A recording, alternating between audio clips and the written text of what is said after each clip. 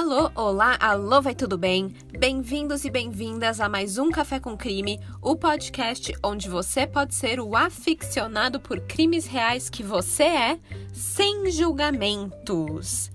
Julgamento vai ser uma palavra importante no caso de hoje, porque um dos criminosos meio que ficou sem julgamento, o outro teve um julgamento que não contemplou todos os assassinatos por eles cometidos, e o vilarejo onde tudo isso aconteceu não queria nem saber de julgamento. A população queria mais fazer justiça com as próprias mãos, porque eles já tinham julgado há muito tempo que esses irmãos criminosos eram verdadeiros animais selvagens. E literalmente, viu? Porque os assassinos em série de quem vamos falar hoje moravam no mato. Se escondiam no mato, matavam no mato, estupravam no mato, para eles tudo era o maldito do mato.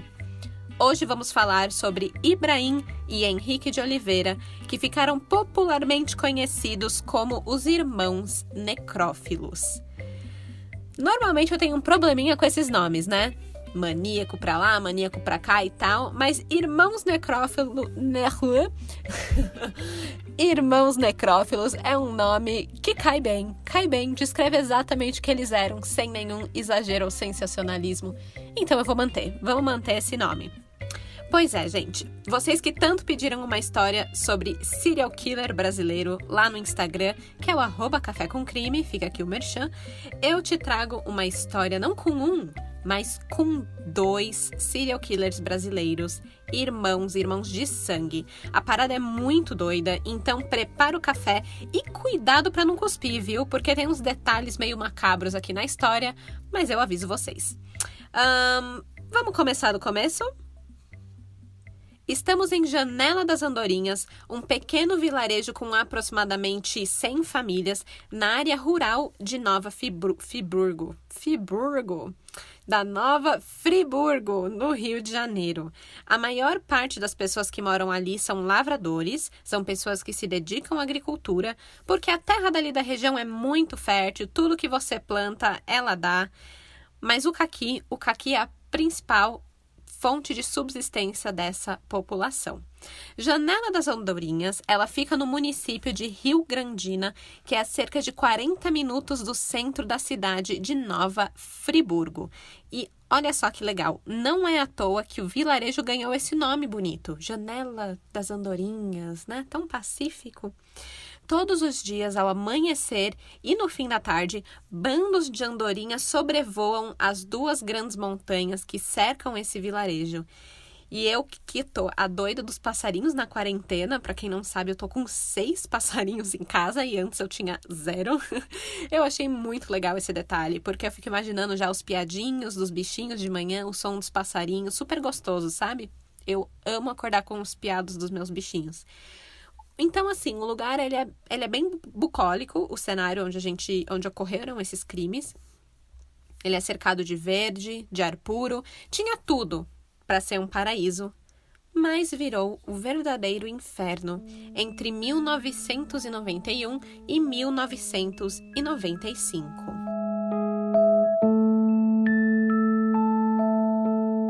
Eu arrisco dizer que o caso dos irmãos necrófilos, ele poderia ter acabado muito rapidamente, se não fosse pela localização. A região rural de Nova Friburgo, ela fica numa área de aproximadamente 300 mil metros quadrados de Mata Atlântica. E a geografia desse lugar é muito importante nesse caso, porque, por exemplo, para alguém que estava dirigindo de carro ali pela linda região bucólica que eu mencionei e queria ir do sítio A ao sítio B, ele poderia pegar as estradinhas de terra locais e ele chegava em 30 minutos de carro, tá? Agora, se essa mesma pessoa, ela conhecesse o local ali da mata e ela quisesse chegar do sítio A ao sítio B, ela poderia ir pelas trilhas da mata e ela chegaria a pé em menos de 20 minutos. Então, aqui você já vê que quem conhece a mata tá na vantagem. Vem e vai muito mais rápido. E assim, é claro que aí você se arrisca a pegar um carrapato, a ter um encontro inesperado com uma cobra venenosa, mas assim, você chega mais rápido. E isso é importante, porque os irmãos Ibrahim e Henrique de Oliveira, eles foram criados nessa mata. Eles conheciam cada canto desse lugar como ninguém. Cada caminho, cada trecho, cada buraco, cada esquina, eles conheciam a floresta, tá? Eles eram os Tarzãs brasileiros. Na verdade, eu acho que eles estavam mais para Moglis da Mata Atlântica. Eles eram exatamente o Mowgli, só que uma versão Mowgli maligno que virou serial killer. Porque o Mowgli é uma criança selvagem que teria sido criada e alimentada por lobos, certo? Essa é a história do Mowgli. E ela é muito utilizada como referência de sobrevivência, sabe? De quem sobrevive no meio do mato. E é exatamente assim com os irmãos Ibrahim e Henrique. Eles nasceram e foram criados ali na região da Janela das Andorinhas.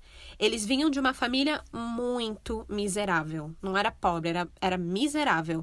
O Ibrahim, ele era o primogênito, seguido de Henrique e mais 2 irmãos caçulas, o Jailton e a Márcia de Oliveira.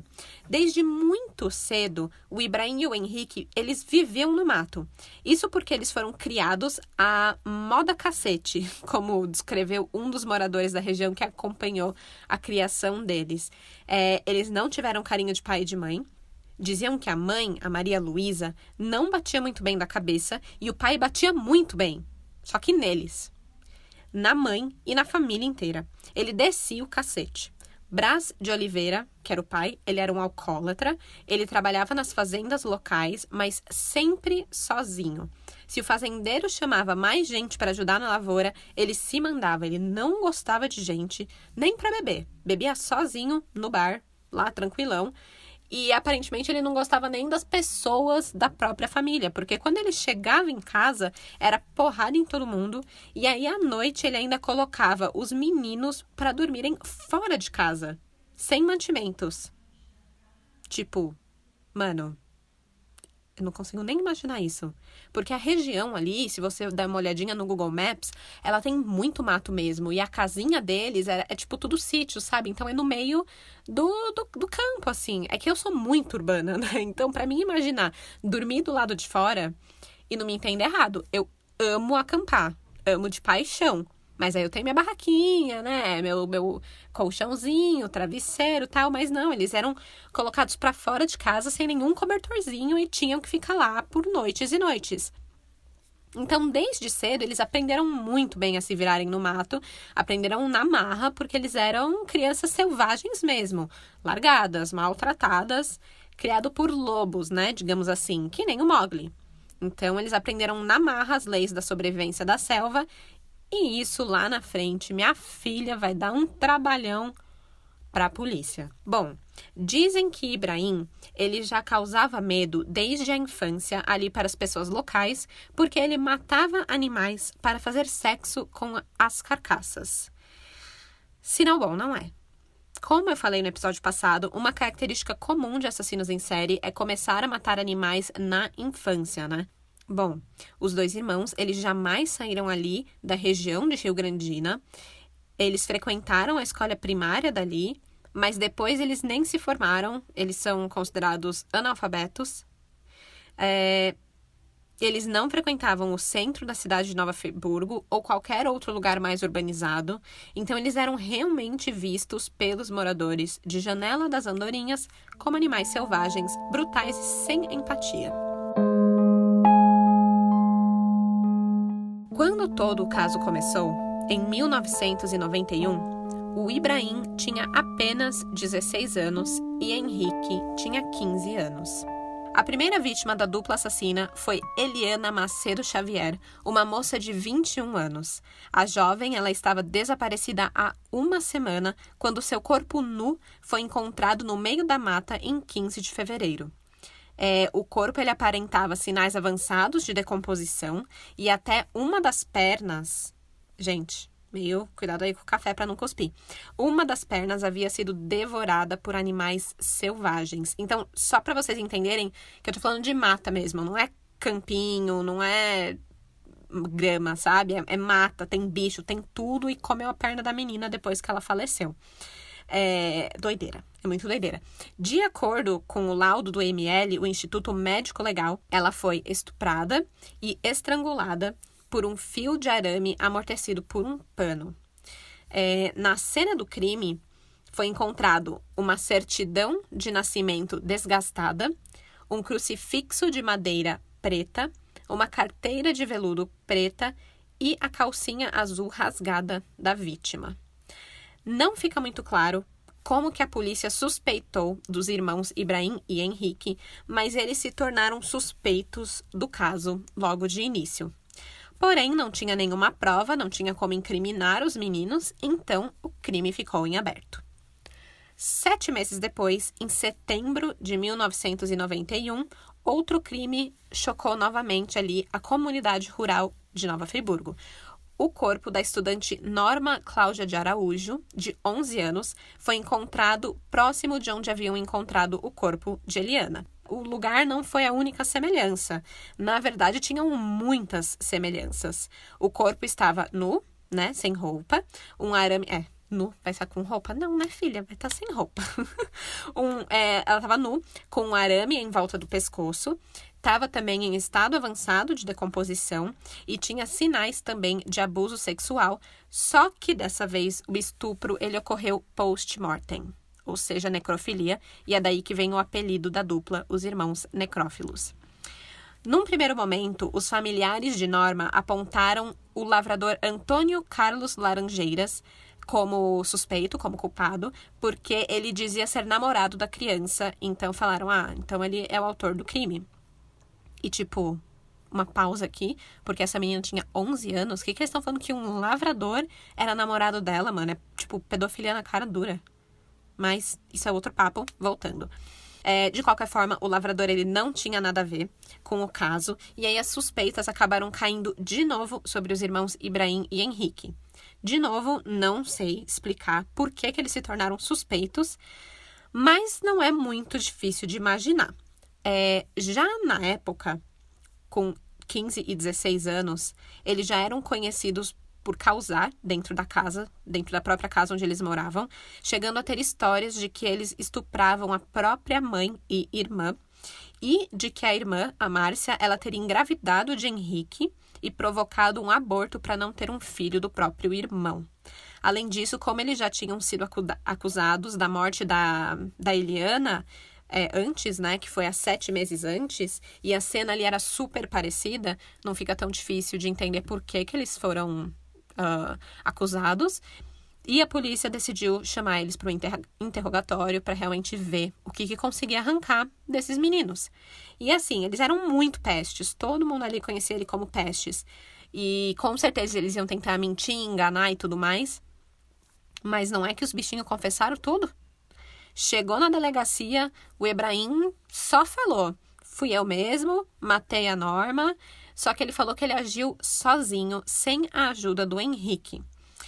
Como motivo para o crime, ele disse que foi porque a menina falou que não gostava de preto. Mas essa é, tipo, a maior desculpinha esfarrapada do planeta, porque a menina era negra. Norma era uma menina negra, assim como Eliana. Eliana também era uma menina negra. E vale dizer que Ibrahim e Henrique também eram. Então, não. Bom, o Ibrahim, de qualquer forma, ele confessou o estupro e o assassinato da menina Norma, porém ele negou com todas as forças que ele tivesse matado a Eliana.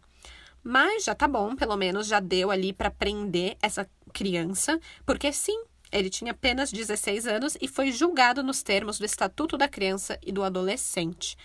O Ibrahim, ele acabou ficando internado apenas por 2 anos no Instituto Padre Rafael, na Ilha do Governador, enquanto o Henrique continuou solto em Nova Friburgo.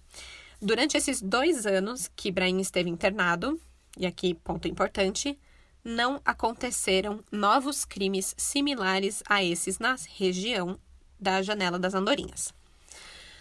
Passou 2 anos. 2 anos depois, ao completar 18 anos, Ibrahim, ele é solto pela justiça. E na sua soltura, uma assistente social profetizou tudo o que estaria por vir. E, gente, olha o que essa moça falou. Abre aspas. Ele não é mais o mesmo. Seu olhar é frio. Não é mais o menino doente da roça, o Bronco. Ele aprendeu o que não devia. E vamos ter muita dor de cabeça. Fecha aspas. Pois é. Um menino de 16 anos que matou e estuprou. Ele vai lá se juntar a mais um bando de garotada que fez um monte de coisa daí pra pior. E é claro, né, que os clubinhos dos internados, eles não vão ficar falando de ser melhor, de virar anjinho, de autoajuda, coach. Não tem coach pra eles. Eles vão botar fogo em tudo, vão botar fogo na lenha na fogueira, botar fogo na lenha, o que faz sentido. Vão botar fogo na loucura e vão sair de lá mais encapetado do que quando entrou, né? É uma coisa triste, mas que acontece. E eu espero que não seja sempre assim, mas no caso de Ibrahim, foi assim mesmo. Solto no final de 1994, aos 18 anos, o garoto ele volta para casa e ele é recebido com extrema frieza pela família. Óbvio, né? Já que a mãe e a irmã morriam de medo dele por causa do histórico todo. E o pai também cagou pra ele a vida toda, nunca ligou, então não era agora que ele ia ligar. Então ele não era absolutamente nada querido ali, e querido no sentido de quererem ele ali. E também ele mal chegou, a população ali do vilarejo já quis botar ele de volta na cadeia. Como o vilarejo ele era bem pequeno, todos ali se conheciam, sabiam o que Ibrahim tinha feito, sabiam que ele estava na cadeia. Então quando as pessoas viram ele andando pelas ruas da Janela das Andorinhas, eles ficaram muito assustados. Os moradores foram buscar a ajuda de Hélio Fonseca. E esse é um personagem que aparece muito em entrevistas, documentários e reportagens sobre esse caso. O Hélio, ele era um comerciante local, ele era filho de um fazendeiro importante ali da região. E ele era visto como um cidadão de referência ali em Janela das Andorinhas, uma espécie meio que prefeito da comunidade, assim, sabe? E ele fez uma importante parte nessa história, nessa caça aos irmãos necrófilos. E ele estava aqui desde o comecinho, começando por agora, que a galera ficou: ai, meu Deus, o Ibrahim voltou, ele tá solto, Porque, né? É a reação normal que você tem quando você vê um assassino estuprador andando na rua. E o pessoal foi gritando isso pro Hélio, e Hélio tomou as providências. Ele foi lá, enfrentou o garoto, colocou ele num carro e levou ele para a delegacia na cidade. Só que aí, chegando lá, o delegado avisou que o Ibrahim já tinha cumprido a pena. Certo? Não tem o que fazer. Ele está solto. Então, o delegado pede para liberar o Ibrahim e o Hélio, obviamente, não tem o que fazer e obedece. Mas a falta de motivo para prender Ibrahim não ia durar muito tempo, não, viu? Mais exatamente, 4 meses. Só isso, gente. 120 dias depois que ele foi solto, os assassinatos voltaram a acontecer na região.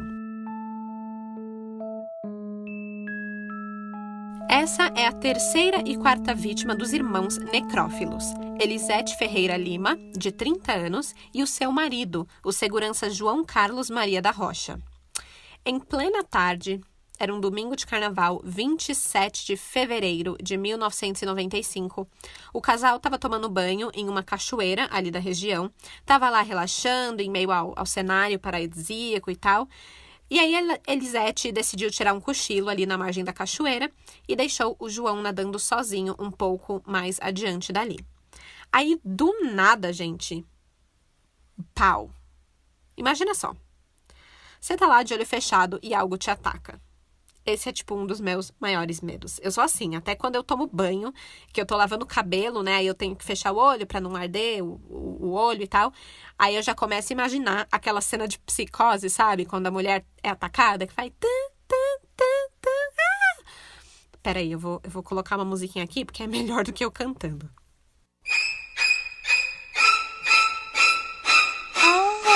Essa cena aí.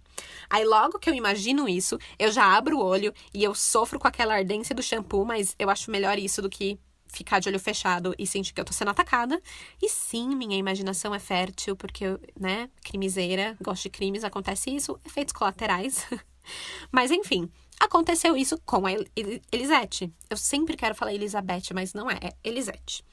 A Elisete tá lá, de olho fechado, ousada como ela é, no meio da mata.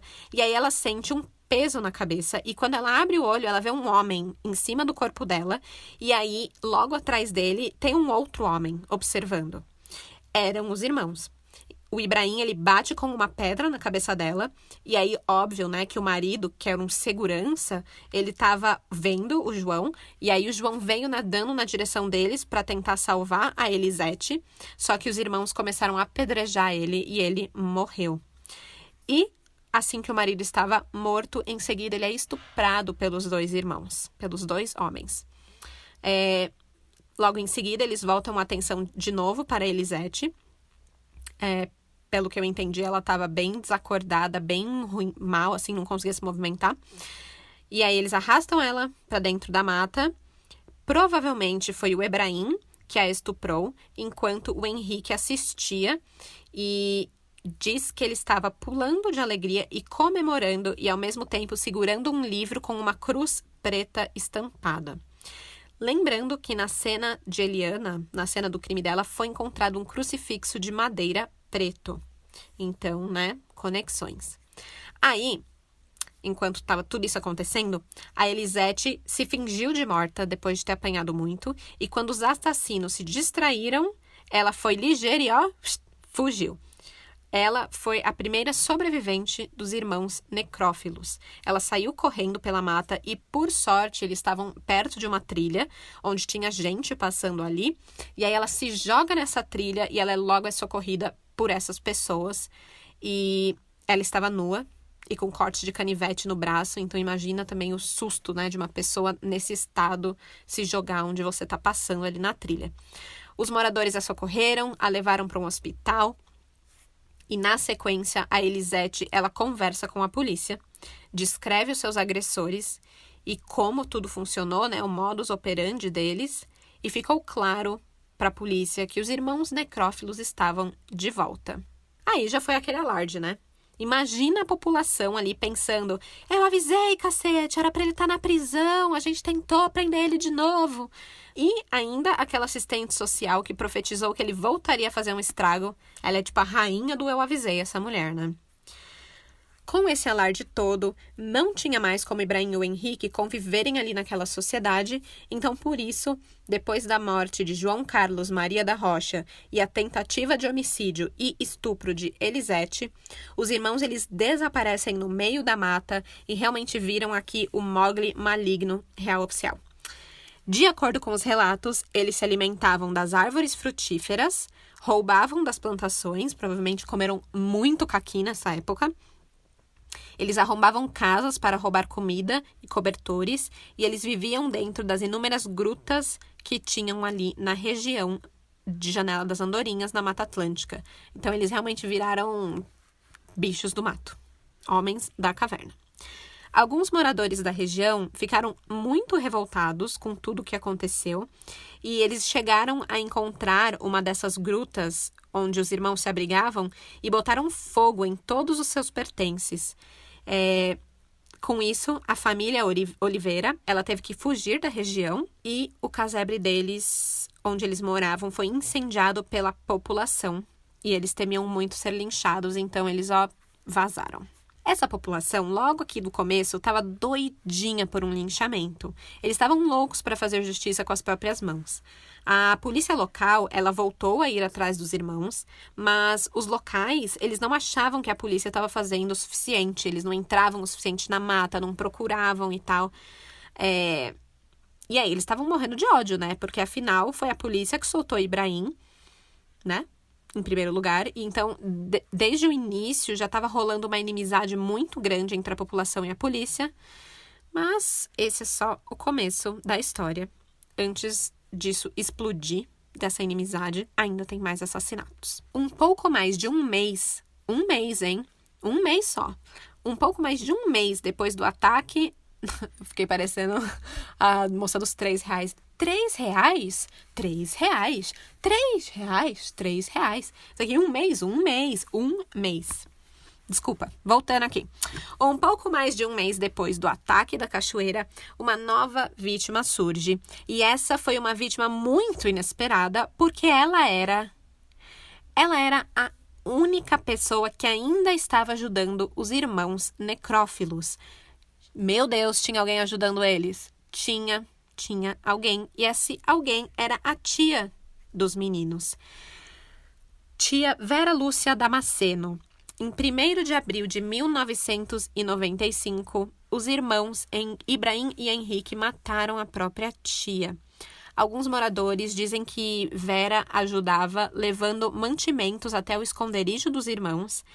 E ela era a única pessoa que meio que cuidava deles ainda, porque ninguém mais ligava. Então ela levava lá comida, cobertores, levava o que eles precisavam, né? Panelas, coisas desse tipo para eles cozinharem. Mas nem a bondade do coração desse ser humano salvou ela dos sobrinhos. Ela foi morta a facadas, estuprada, já sem vida, e, né, necrofilia, e ainda por cima, e aqui vem um detalhe gráfico, tá? Então, cuidado aí para não cuspir o café. Eles inseriram um pedaço de tronco na vagina da tia e a abandonaram na floresta. Aqui me parece que eles começaram a escalar o grau de crueldade que eles tinham com as vítimas, porque, vamos recapitular um pouquinho. A primeira vítima, que foi a Eliana, ela foi estuprada ainda com vida. A Norma, que foi a segunda vítima, ela já sofreu necrofilia. E aí, eles resolveram arriscar mais e atacaram um casal, João e Elisete. E agora, na quinta vítima, além do assassinato e necrofilia, que já é péssimo, rolou essa mutilação genital. Ou seja, tá escalando o grau de crueldade. Então, o que vem pela frente não é coisa boa. E o vilarejo da Janela das Andorinhas sabiam disso, sabia que estava piorando. E foi por isso que apenas 4 dias depois do assassinato da tia Vera Lúcia, as aulas da cidade foram suspensas, ninguém mais ia para o colégio. Eles estavam vivendo a própria quarentena, mas não era contra um vírus e sim contra os irmãos necrófilos. Além da suspensão das aulas, para evitar a movimentação nas ruas, né? Todo mundo começou a andar armado. Mulher, criança, todo mundo. Outra providência que eles decidiram tomar foi de evitar que mulheres andassem sozinhas pelas estradas do vilarejo, principalmente as que beiravam ali a mata, né? Na verdade, qualquer rua. Porque os irmãos acabavam saindo e atacando onde eles quisessem, não tinha muita noção. E claro, a população tomou essas atitudes porque eles achavam que a proteção da polícia não estava sendo suficiente. Então, mulheres e homens estavam morrendo em espaços curtos de tempo, de forma muito brutal, e isso parecia nem fazer coceguinha na polícia, não chamava a atenção deles. Na verdade, o vilarejo ele se sentia abandonado e menosprezado porque eles eram pobres, em sua maioria negros, e eles viviam, de certa forma, isolados da cidade, onde tudo que era importante acontecia. Então, eles decidiram parar de depender da polícia e fizeram a sua. Os locais, eles ficavam de olho para qualquer sinal de que os irmãos necrófilos estavam por perto. Eles criaram grupos de busca e eles se encontravam no bar do Hélio para contar as notícias e novidades dos casos e qualquer novo avistamento que tivesse acontecido. Quando eles avistavam os irmãos, eles se armavam e iam atrás deles dentro do mato, tentando encontrar onde eles estavam se escondendo. Mas o Hélio, ele chega a contar em uma entrevista que era muito difícil seguir os meninos, porque eles eram muito rápidos. Eles se movimentavam basicamente, olha que louco, de 4, porque o mato, ele era muito alto, tinha tipo 1,5 de altura aquele mato. Então, se eles se movimentavam agachados, não tinha como você ver para que lado eles estavam indo, né? Ficava totalmente encoberto pela mata. Uma vez, o Hélio até conta que ele passou na frente da toca, onde os meninos estavam escondidos, e ele nem percebeu a presença deles, porque eles se escondiam muito bem.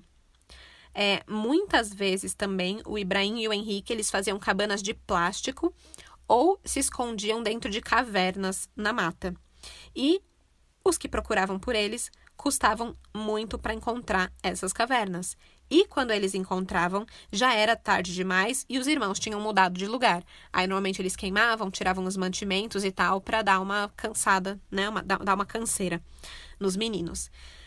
E tudo se tornou uma real caça, assim, de gato e rato, sabe? E se pensar em gato e rato, tipo Tom e Jerry, a minha referência de gato e rato é ótima.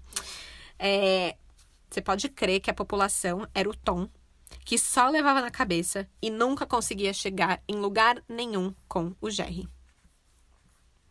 E olha, apesar dos locais meterem muito o pau na polícia por ela não estar fazendo o trabalho suficiente, é importante também entender como era a polícia do Rio de Janeiro naquela época. A verdade é que não é muito diferente do que é hoje. No Rio de Janeiro de 1995, já aconteciam os tiroteios entre facções criminosas e as polícias na periferia. E é importante também lembrar que isso aconteceu logo depois das chacinas da Candelária e do Vigário Geral, em 1993, e uma série de sequestros que aconteceu no Rio. E ainda por cima disso tudo, a polícia estava desfalcada, todos ganhavam salários muito pequenos e tinham pouco equipamento e infraestrutura para cobrir uma área tão grande quanto a Mata Atlântica que tinha ali, onde os irmãos se escondiam. E isso acabou refletindo muito na demora da captura dos irmãos por parte do batalhão policial. E lembra que eu falei lá no comecinho que a geografia ali do lugar era importante? Pois é, a região ela tinha estradas em péssimo estado, o que dificultava muito o acesso ao local.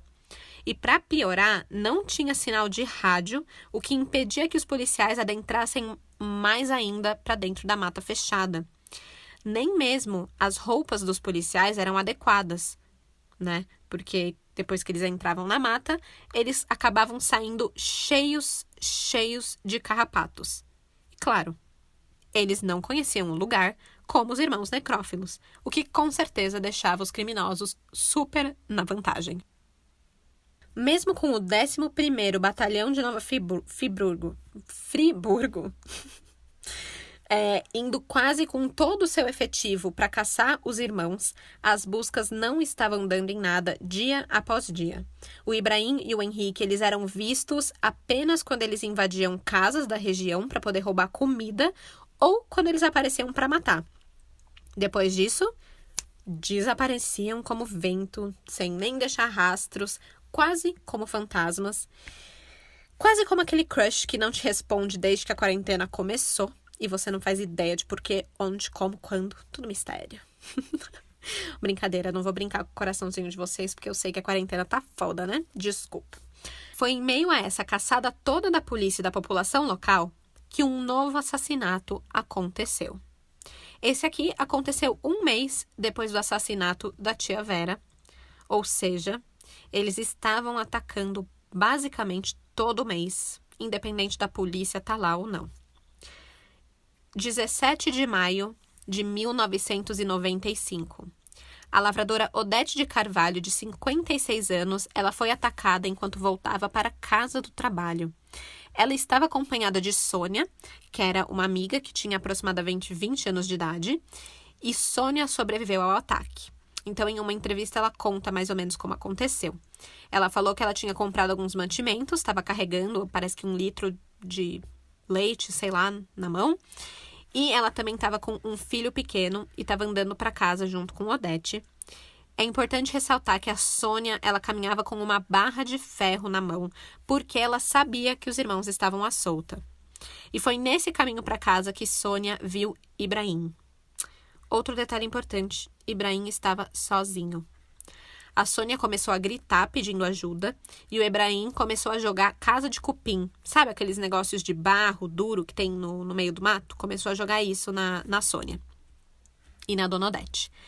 Aí o filhinho da Sônia saiu correndo, ela também conseguiu escapar, gritou, correu, fez o maior escarcéu, mas infelizmente a senhora Odete, que já era mais idosa, não era tão rápida, ela não escapou.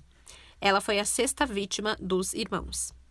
A senhora Odete, dizem que ela era uma mulher muito destemida e que todo mundo avisava ela para ficar em casa, que estava muito perigoso, para ela não sair.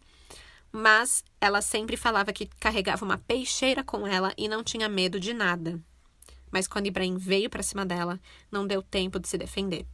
Ela correu até a própria casa, que já estava meio perto, mas ela foi pega por Ibrahim, morta por golpes de foice e estuprada. Quem a encontrou naquela noite foi o marido, José Lapa. A Sônia, que foi a sobrevivente, ela conta que depois disso, ela nunca mais ficou sozinha em casa. Ela sempre ficava na casa de amigos, de parentes, ou ficava no Hélio, mas não ficava mais sozinha e só andava acompanhada também. Então, para ela, acabou a paz. Um pouco tempo depois que isso aconteceu, em meados de junho de 95, o prefeito de Sumidouro, que era um município próximo dali, que também estava sofrendo com ataques, ele fez um apelo ao secretário de Segurança Pública do estado do Rio de Janeiro, porque, não dava para continuar nesse ritmo de crime e crueldade. E aí a solução que eles arranjaram foi destacar o Batalhão de Operações Especiais, o famoso BOP, para ajudar a população e os policiais do 11º Batalhão a continuar a caçada.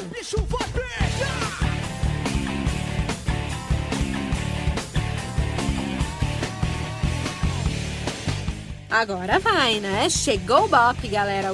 Vem Capitão Nascimento.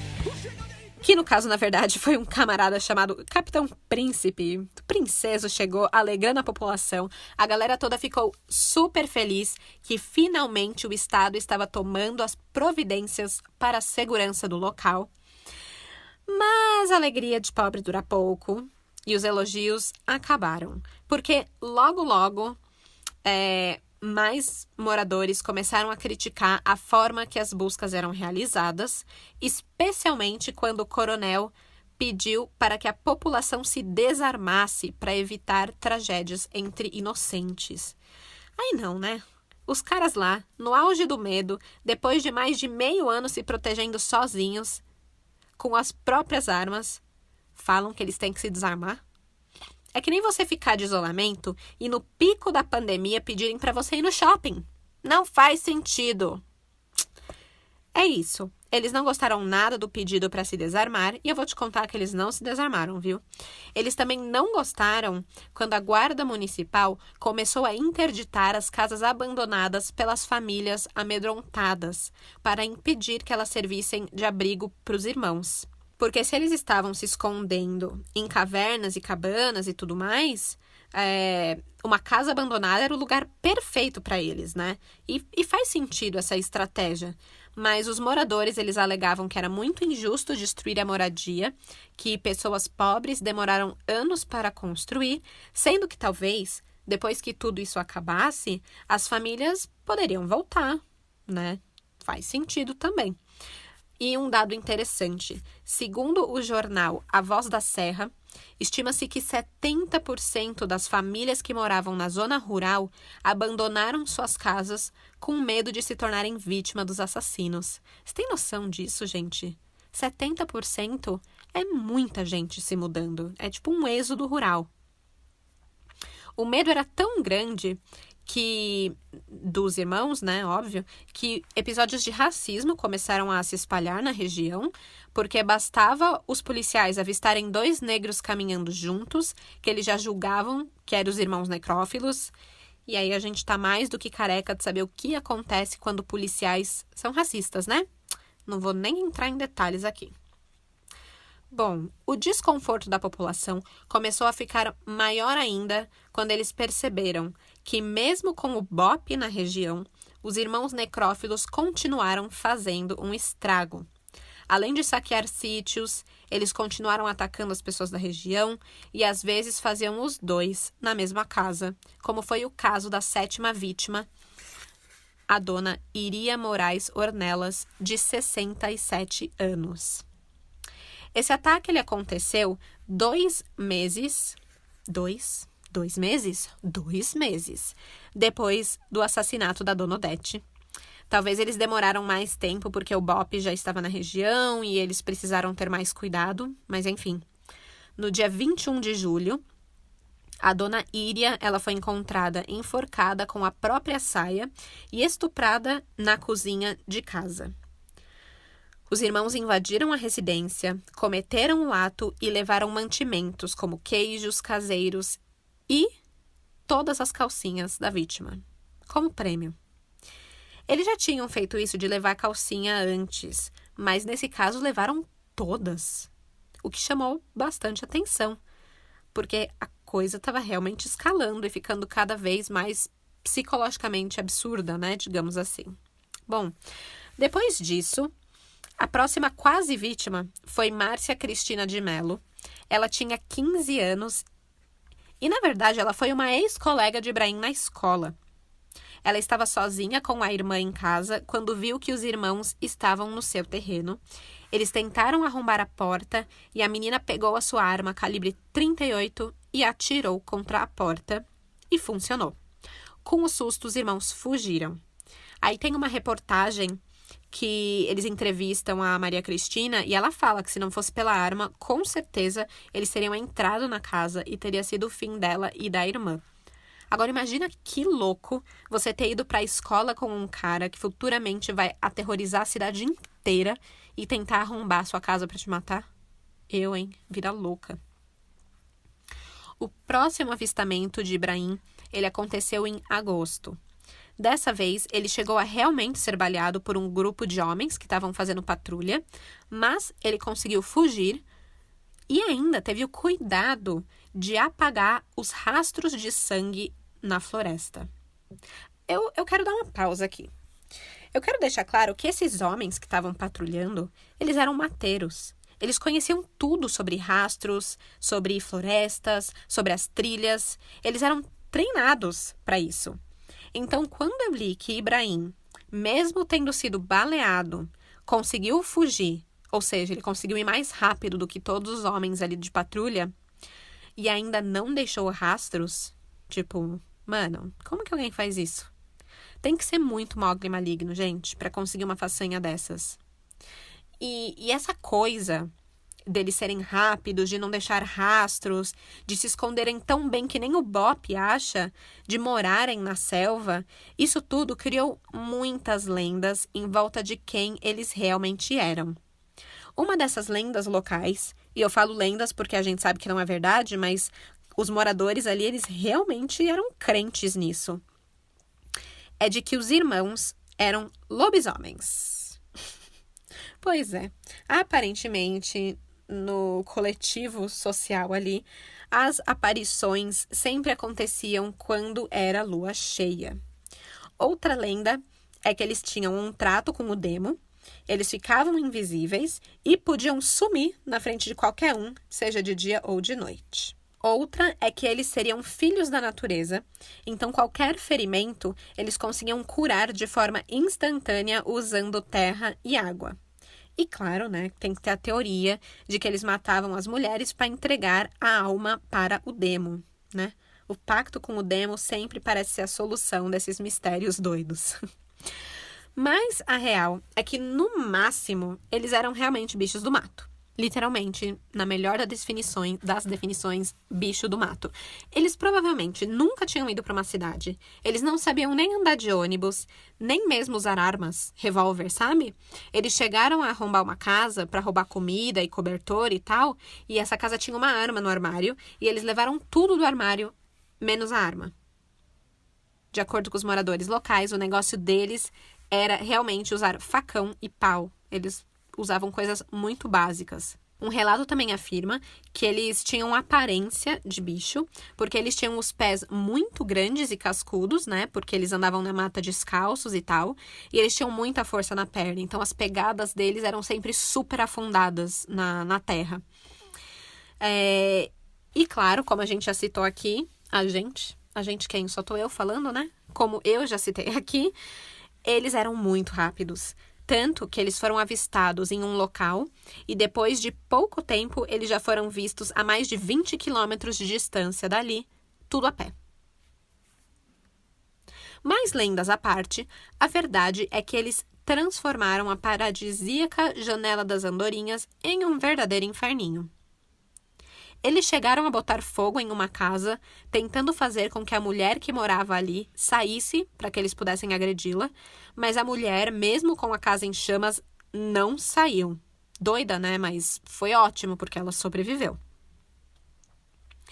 Isso tudo é só para vocês verem como era o terror que eles tocavam no vilarejo, e não é só as pessoas que efetivamente morriam que eram vítimas, sabe? As que sobreviveram, as que ficaram com traumas, que tiveram que viver em pânico, que perderam as casas, que se mudaram, mudou a vida inteira das pessoas. Elas também foram vítimas. A própria família deles, né? Enfim. Eles tocaram o terror. Muita gente se mudou ali do vilarejo. E quem decidiu ficar realmente acabava se tornando vítima. A última delas foi a família Fautz, que era formada pelo casal Isidro e Maria Dorcileia, de 39 anos, o filho Adriano, de 9 anos, e um bebê que estava a caminho. A Maria Dorcileia, ela estava grávida de 7 meses quando ela foi atacada. Era uma tarde de domingo, o Isidro saiu de casa para ir beber com os amigos e a Maria Dorcileia ficou em casa sozinha com o filho Adriano. E foi aí que os irmãos necrófilos agiram. Eu imagino que provavelmente eles já deviam estar de olho ali na casa, esperando um momento que a mulher ficasse sozinha. E aí os dois arrombaram a porta dos fundos, atacaram a Dorcileia e no ato desse ataque eles foram surpreendidos pelo filho de 9 anos da vítima, que provavelmente tentou ajudar a mãe, e eles acabaram matando o menino a pauladas. A Dorcileia, ela foi levada de casa até a mata, onde os dois ficavam mais confortáveis, né? E ali ela foi asfixiada com o próprio sutiã e estuprada. O marido de Dorcileia, o Isidro Onofre Gomes, ele chegou em casa no final da tarde e encontrou o filho no chão da cozinha muito ferido. Ele socorreu o menino na hora, levou ele para o hospital, mas o Adriano acabou morrendo no dia seguinte. A Dorcileia, por sua vez, ela foi encontrada no dia seguinte também, na segunda-feira, pelo marido e mais um grupo de homens que estavam fazendo uma busca na mata. O corpo ele foi encontrado a mais de 10 quilômetros da casa, mais ou menos. Então, imagina só arrastar um corpo a pé por 10 quilômetros. Não é à toa que tinha tanta lenda sobre os superpoderes dos irmãos, né? O assassinato dela foi bem brutal. E aqui eu vou dar um aviso de detalhes gráficos, né? Então, cuidado para não cuspir o café. Ela foi encontrada esquartejada, com alguns órgãos para fora do tórax e da barriga, incluindo o feto. Após o assassinato brutal de Dorcileia, os moradores da Janela das Andorinhas, eles ficaram, eles já estavam revoltados. E aí eles ficaram 549 mil vezes mais revoltados ainda. E eles estavam exigindo uma resposta das autoridades. Não dava mais, não dava. Eles marcharam em passeata no centro de Nova Friburgo com o caixão da vítima. Pois é. Eles queriam mais chocar mesmo a população, da mesma forma que eles estavam chocados, e chamaram a atenção. Chamaram mesmo, deu certo. Até certo ponto, o caixão foi aberto, e aí eles realmente cumpriram a missão. Nessa altura do campeonato, a história dos irmãos necrófilos deixou de ser um caso local e ganhou projeção nacional. Com isso, uma recompensa de R$5.000 foi oferecida pelo prefeito de Nova Friburgo, mas a real é que os moradores locais cagaram para a recompensa. Eles queriam mais pegar os dois irmãos para matar mesmo e fazer justiça com as próprias mãos. Para vocês terem noção, em uma reportagem da Folha, os moradores locais diziam já ter escolhido a árvore onde iam pendurar os irmãos quando eles fossem pegos. Um deles disse o seguinte, abre aspas, "Aqui é com a gente. A polícia não vai se meter. O que eles fizeram é selvageria, e selvageria se paga com selvageria." Fecha aspas. O bagulho tava muito louco. Ficou tipo Wild West, sabe? Eu não sei se vocês já viram Bacurau, o filme, mas se vocês não viram, eu super recomendo. Não tem nada a ver com essa história, mas mostra um vilarejo que está sendo atacado por assassinos. Eles estão sendo caçados mesmo por assassinos. E a sensação é essa, sabe? A galera vai lá fazer justiça com as próprias mãos, do jeito que dá para se proteger mesmo. O filme ele é bem bom. Então vejam e imaginem aquele cenário para esse caso, só que com mais árvores, porque Bacurau é lá no Nordeste e é tudo seco, é meio deserto assim e tal, e aqui a gente tá no Pique Mowgli, no meio da selva, né? Mas enfim, com esse cenário todo de violência e com o caso ganhando repercussão, mais 200 policiais do BOPE foram enviados para Nova Friburgo com cães farejadores. E aí... Tivemos resultados no dia 16 de dezembro de 1995. Mas pior que o resultado não foi nem necessariamente por causa do BOPE. Aqui existem duas versões. Aqui saiu no jornal e aqui os locais contaram. No jornal, Ibrahim teria sido avistado em um sítio na região do Barro Branco por um lavrador, o senhor César de Araújo Pinto. Prontamente, o César foi lá, avisou os policiais do BOPE, que eles tinham isso, né? Quando tinha algum avistamento dos irmãos, eles avisavam as polícias e entravam no... As polícias e entravam no mato para tentar pegar os irmãos. Então, ele faz isso, eles entram no mato, e aí, quando Ibrahim estava prestes a atacar César com uma faca, ele tomou 5 ou 6 tiros de um subcomandante do BOPE, o capitão Fernando Príncipe Martins, o Princeso. Só que os tiros, de acordo com o IML, eles foram nas costas e nas nádegas. Então, como assim? Se ele estava prestes a atacar, seria de frente, né? E aí é aqui que entra a segunda versão, que é a versão dos locais.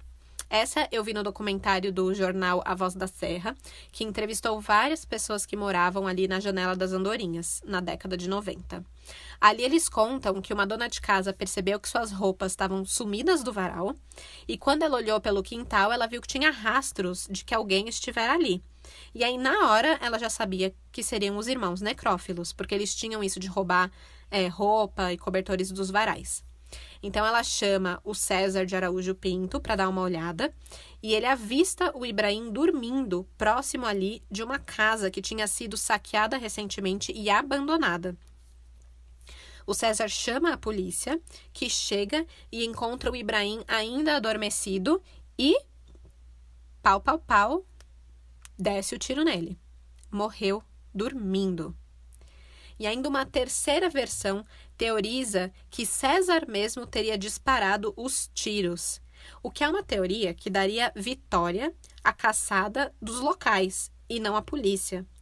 E seria uma grande vergonha o BOPE não ter vencido os locais, né?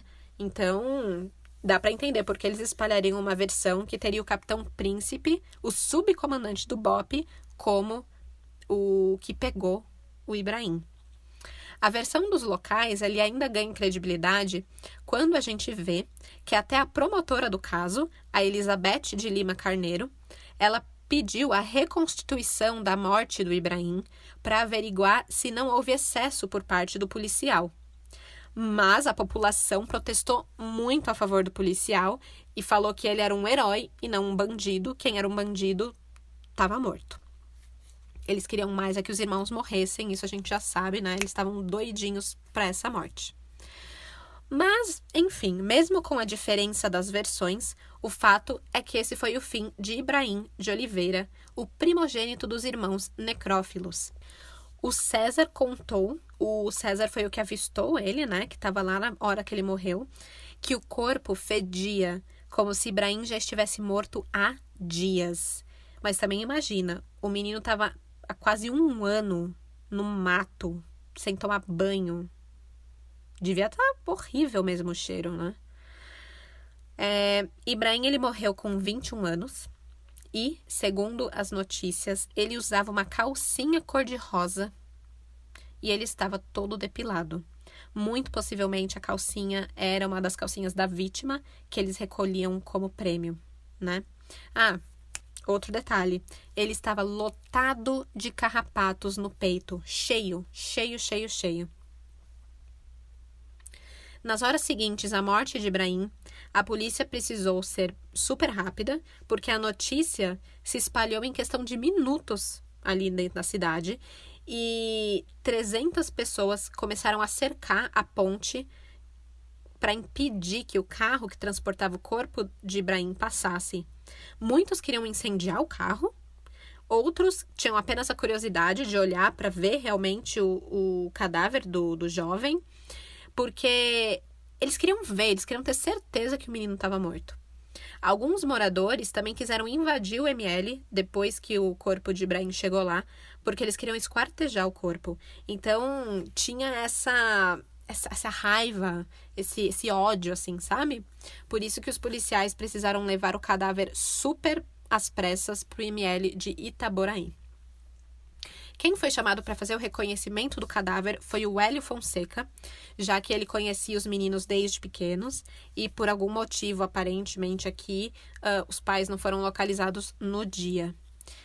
O Hélio também foi a pessoa que levou a recompensa de R$5.000 que tinha sido oferecido pelo prefeito. Foi o Hélio e o César, eles dividiram, ficou 2,5 ali para cada. Bom, nos dias seguintes, Ibrahim foi sepultado como indigente no cemitério público Esperança, em Itaboraí, e nenhum dos familiares dele compareceu. Enquanto isso, o paradeiro de Henrique continuou desconhecido. Isso acabou levantando algumas suspeitas de que ele tinha sido morto pelo próprio irmão meses atrás, já que, pelos relatos, quem matava era o Ibrahim e quem assistia era o irmão. Mas não, ele estava vivinho. Aparentemente, ele já não andava mais com Ibrahim há algum tempo. Lembra que no ataque que levou à morte a senhora Odete, Sônia, que estava junto, a que sobreviveu, falou que só viu Ibrahim? Pois é. Talvez ao perceber que o cerco estava apertando, Henrique se mandou já naquela época. Mas aí você pode perguntar, mas Stephanie, você disse que a menina de 15 anos, a Márcia Cristina, que atirou contra eles, falou que tinham 2 tentando arrombar a porta. Como assim? Eu também me perguntei isso.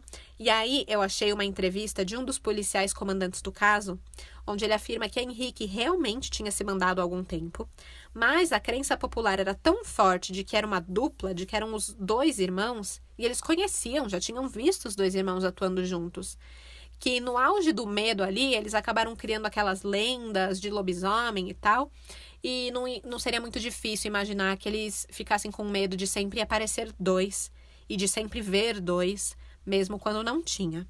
Mas foi o que ele disse, e talvez faça algum sentido ali nesse momento de pânico, né? Seja lá como for, em 17 de junho de 1996, 6 meses depois da morte de Ibrahim, o próprio Henrique se entregou no Fórum de Friburgo para a promotora Elizabeth. Ele meio que simplesmente cansou de fugir, tipo, cansei dos carrapatos me comendo no mato, prefiro ter um colchãozinho na cadeia, sabe? E ele ainda foi bem ligeiro, porque ele só aceitou ser levado especificamente para a promotora Elizabeth para que tudo fosse feito de forma extremamente discreta e não causar revolta da população e um possível linchamento do criminoso. Ele foi preso em uma cela isolada na cadeia para também não correr o risco de morte por outros carcerários, porque, a gente já sabe as histórias do que acontece com estupradores na cadeia. Bom, estima-se que cerca de 22 pessoas tenham sido mortas em condições semelhantes às vítimas dos irmãos necrófilos no mesmo espaço de tempo entre fevereiro de 1991 e novembro de 1995. No entanto, a polícia conseguiu relacionar os irmãos a apenas 8 desses crimes, que foram as vítimas que eu falei, as 6 mulheres, o segurança, o João Carlos, e uma criança. A maioria dos crimes ficou sob responsabilidade de Ibrahim. Então, assim que o Henrique ele foi preso, ele disse que ele não participava ativamente dos crimes, que ele apenas observava o irmão. Porém, a gente tem um testemunho da Elisete, que viu os 2 matando e estuprando o marido, antes dela mesma ser atacada pelos 2. Com esse testemunho, ela foi, a principal testemunha do caso. Em 1º de setembro de 2000, o Henrique de Oliveira, que na época estava com aproximadamente seus 21 anos, ele acabou condenado pelo Tribunal do Júri, em decisão unânime, a 34 anos de prisão.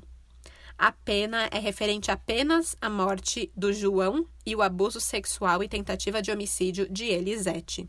Não havia provas sobre a participação de Henrique nos outros crimes, já que não tinha testemunha e o Ibrahim estava falecido.